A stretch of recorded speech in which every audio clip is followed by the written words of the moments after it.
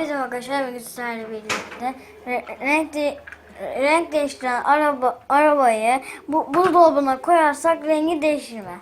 Onu test edeceğiz bir gün. Şimdi arabanın renk değiştirdiğini görmek için şöyle bir sıcağa koyalım. Bakın rengi değişiyor.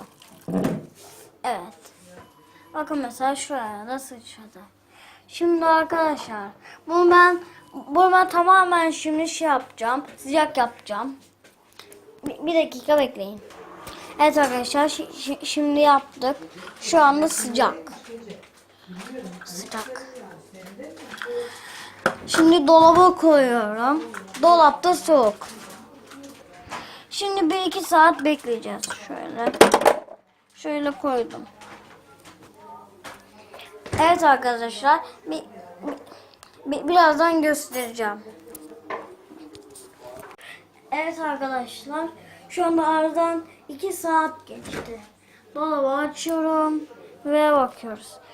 Kader anı. Arkadaşlar olmuş. Arkadaşlar arkadaşlar eğer sizin evinizde de böyle renk değiştiren arabalar varsa siz de deneyebilirsiniz. Başka arabalarda olmayabilir ama bunda oldu. Haydi bay bay.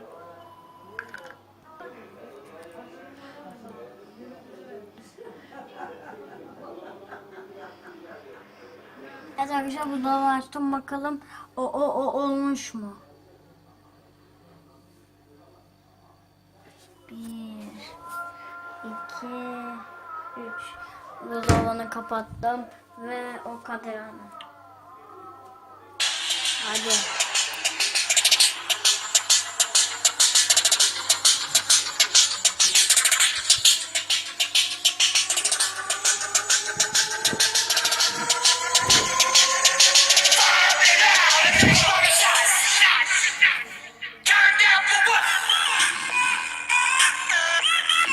Evet arkadaşlar durumumuz bu.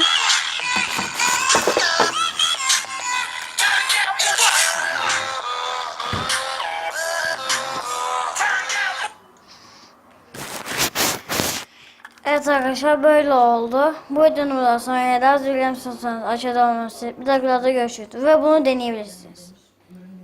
Bay bay. Bay bay.